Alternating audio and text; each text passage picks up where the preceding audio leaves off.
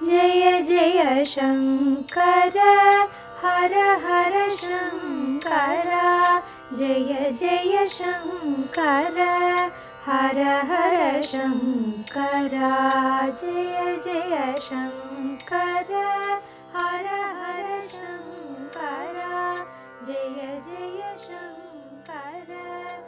அத்வைத்தம் தெய்வத்தின் குரல் 6ஆம் பாகம். அத்வைத சாதனை. 6 சம்பத்துக்கள். 3வது அங்கத்திற்கு சமாதி ஷட்க சம்பத்தி என்று பெயர். 4வது முமுக்ஷுத்வம். சமாதி ஷட்க சம்பத்தி என்பதிலேயே 6 அங்கங்கள்: சமம், தமம், உபரதி, திதிக்ஷை, ஸ்ரத்தை, சமாதானம் என்று. இவற்றில் ஸ்ரத்தை என்ற ஒன்றுதான் எல்லோருக்கும் தெரிந்ததாக இருக்கும். அதுவும் கூட அவ்வளவு சரியான அர்த்தத்தில் இல்லாமல் என்று முன்னேயே சொன்னேன். கர்ம ஸ்ரத்தையா கோழி, அதாவது கோள் மூட்டிட்டு போனான் என்கிற மாதிரி சொல்லும்போது ரொம்பவும் அக்கறையுடன் ஈடுபாட்டுடன் என்ற அர்த்தத்தில் ஸ்ரத்தை என்கிறோம். அது சரியில்லை. திருடமான நம்பிக்கைதான் ஸ்ரத்தை. ஆஸ்திக்யம்தான் ஸ்ரத்தை.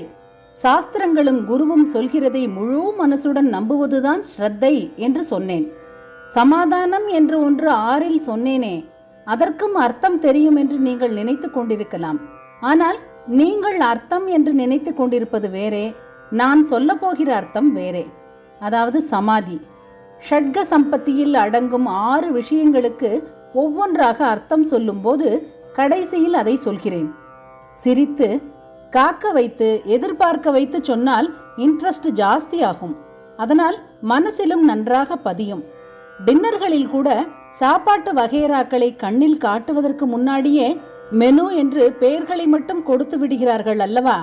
அப்படி முதலில் சமாச்சாரங்களை எக்ஸ்பிளைன் பண்ணாமல், அசலாக பரிமாறாமல் மெனு மாதிரி பேர் லிஸ்ட் மட்டும் கொடுத்து விடுகிறேன். சமம், தமம், உபரதி, திதிக்ஷை, ஸ்ரத்தை, சமாதானம்.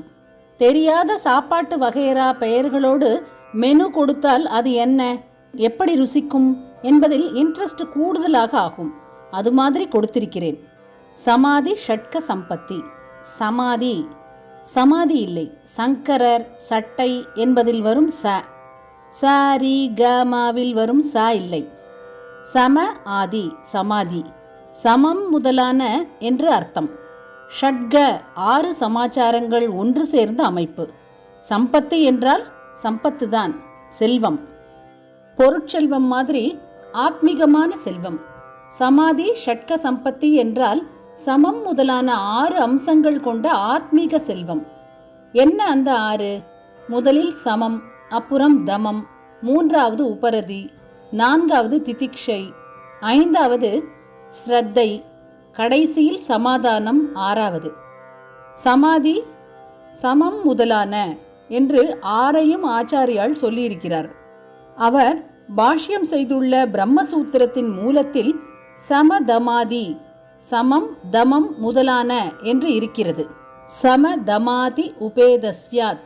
குறிப்பு: 3வது அத்தியாயம் 4.27.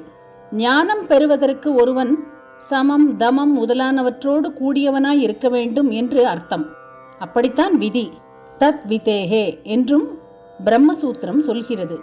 யார் விதி பண்ணியது என்றால் வேற யார்? வேதம்தான், ஈஸ்வரனேதான் வேதங்கள் வழியாக விதி போட்டிருக்கிறார்.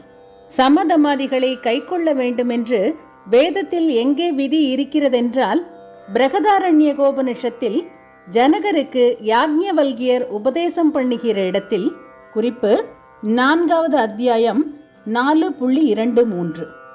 ஞானி சாந்தனாக, அதாவது சமத்தை உடையவனாக, தாந்தனாக, அதாவது தமத்தை உடையவனாக, உபரதனாக, அதாவது உபரதி உடையவனாக, திதிக்ஷுவாக, அதாவது திதிக்ஷை உடையவனாக, சமாஹிதனாக, அதாவது சமாதானம் உடையவனாக இருப்பான் என்று சொல்கிறார். அப்படி சொன்னால் இவற்றை அபியாசம் பண்ணி அடைந்தவன்தான் ஞானி ஆக முடியும், ஞானம் பெற முடியும் என்றுதானே அர்த்தம். இங்கே ஸ்ரத்தை தவிர பாக்கி 5ம் சொல்லி இருக்கிறது. இங்கே சொன்ன ஆர்டரிலேயே தான் பின்னாடி ஆச்சாரியால் அவற்றை வைத்திருக்கிறார். ஸ்ரத்தை தான் எல்லாவற்றுக்கும் அடிப்படை. ஸ்ருதியில் வேறு பல இடங்களில் அதை விதித்திருக்கிறது. அதனால் அதையும் சேர்த்து கொண்டது. இப்படி சமம் முதலான 6. ஜெய ஜெய சங்கர ஹர ஹர சங்கர. மகாபெரியவா சரணம். जय जय शङ्कर हर हर शङ्कर जय जय शङ्कर हर हर शङ्कर जय जय शङ्कर